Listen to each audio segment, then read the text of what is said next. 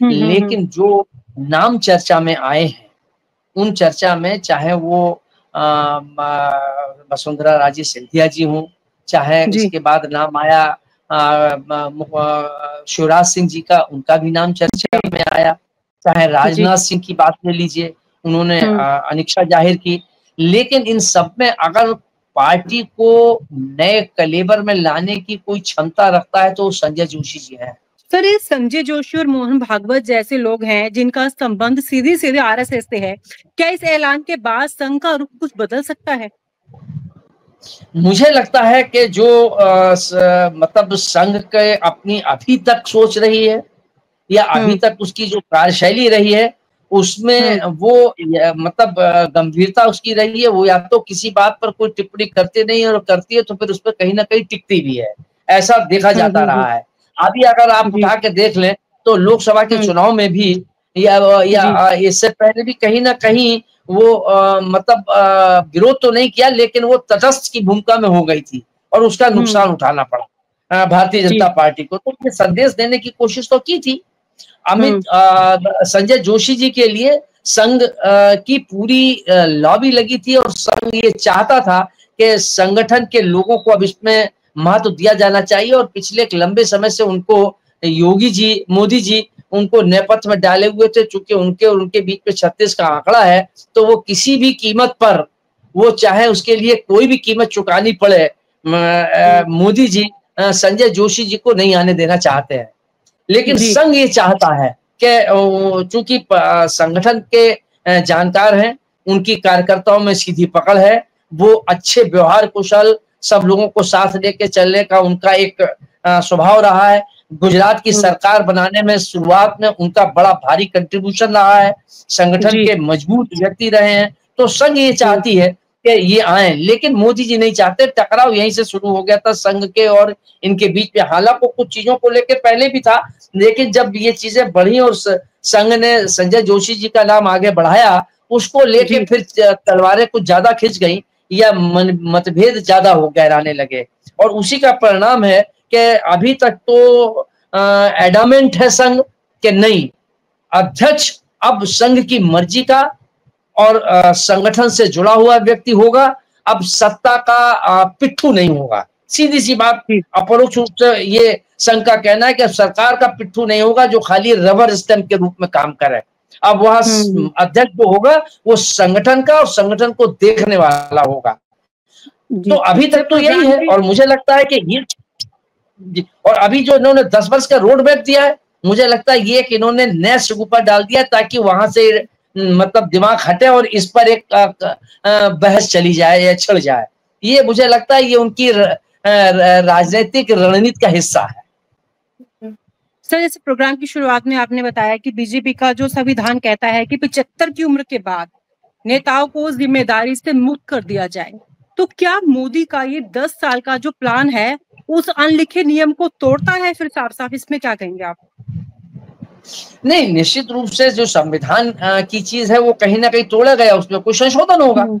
मतलब उसमें तो संशोधन भी तो हो सकता है। तो अब लेकिन दिक्कत यही है कि उसमें फिर ये जो बाकी लोग हैं, जो मतलब सेकंड लाइन के लोग हैं, उनकी क्या भूमिका होगी? वो संविधान संशोधन में क्या भूमिका निभाएंगे? संघ क्या भूमिका निभाएगी? ये बहुत सी चीजें हैं कि जो वहां पर ये तय करेगी कि आगे क्या होगा। लेकिन ये सबसे महत्वपूर्ण बात ये है कि ये जो 75 साल का एक नियम लागू किया गया, या 75 साल की जो पैरवी की गई कि अब उनको मार्गदर्शक मंडल में आ जाना चाहिए, वो हमको दिशा निर्देश दें, हमको मार्गदर्शन करें, अब सक्रिय राजनीति में रहें, तो ये तो मोदी जी और शाह ने ही रखा। अब उससे अगर ये हटेंगे, अगर ये कहेंगे कि नहीं हम रहेंगे, तो इसका एक गलत संदेश तो पूरी पार्टी में जाएगा ही जाएगा। बिल्कुल। और उस संघ भी उससे सहमत नहीं होगी किसी कीमत पर भी। और जब अगर ये स्थिति होगी तो निश्चित रूप से कहीं ना कहीं पार्टी के अंदर एक टकराव की स्थिति पैदा होगी। अब उसके आउटकम्स क्या होंगे ये अभी कहना मुश्किल होगा। सर, इस ऐलान का जो असर है सिर्फ विपक्ष पर नहीं बल्कि बीजेपी के अंदरूनी चुनावी समीकरण पर भी पड़ेगा, खासकर 2029 के बाद। क्या लगता है आपका आने वाली राजनीति कैसी होगी फिर? नहीं देखिए रोमा जी, मैंने कहा इस समय बड़े आंतरिक संकट के दौर से है भारतीय जनता पार्टी, क्योंकि वहां जो संघ और उनके बीच में और जो भाजपा के अंदर हैं उनके बीच में जो एक टकराव चल रहा है, या कहीं ना कहीं जो संघ के ऐसे लोग हैं, भले ही वो सामने मुखर होकर नहीं आते, लेकिन पीठ पीछे तो कहते ही हैं कि साहब अब भारतीय जनता पार्टी का संगठन भी और जिसकी आलोचना करते हैं उससे ज्यादा बदतर स्थिति में है।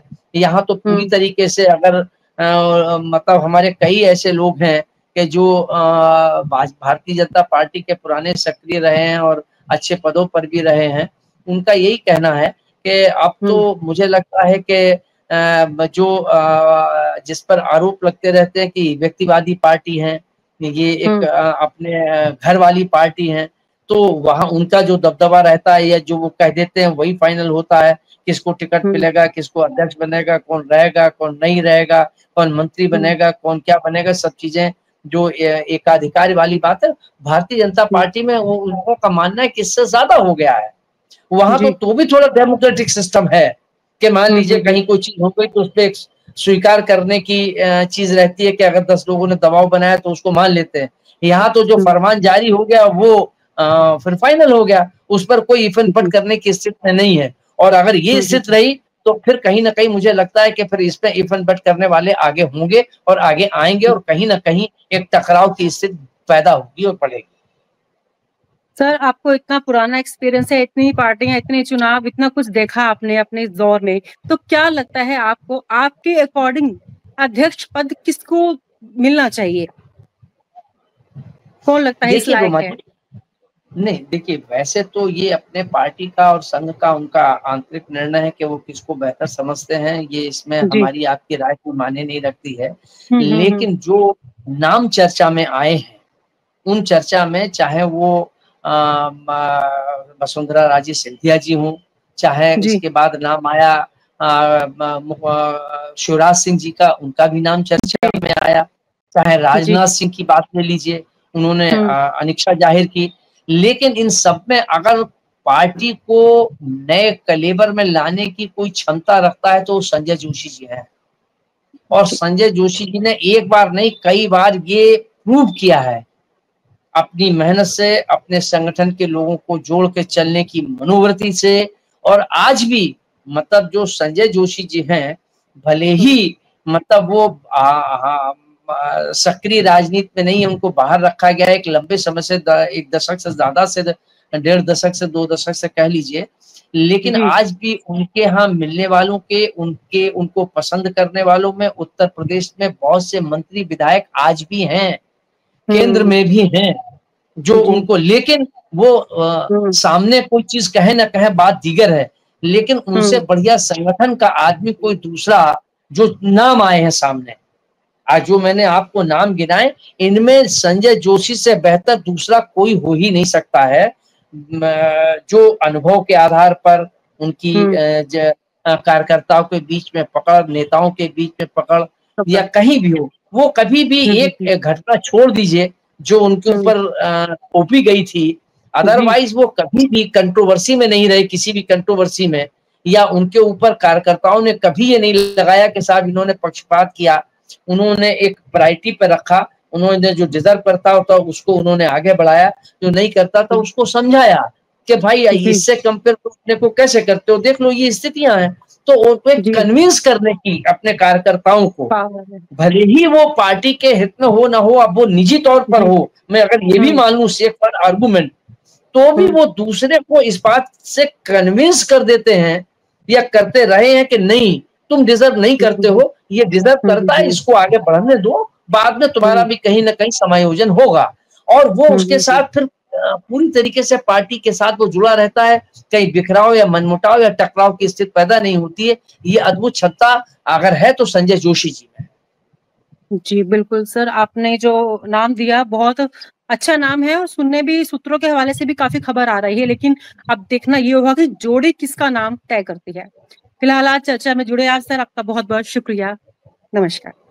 और आप हमसे जुड़े रहने के लिए सब्सक्राइब करें YouTube पर, फॉलो करें ट्विटर पर और लाइक करें Facebook पर। और ज्यादा जानकारी के लिए आपको टाइप करना होगा सिर्फ न्यूज नशा।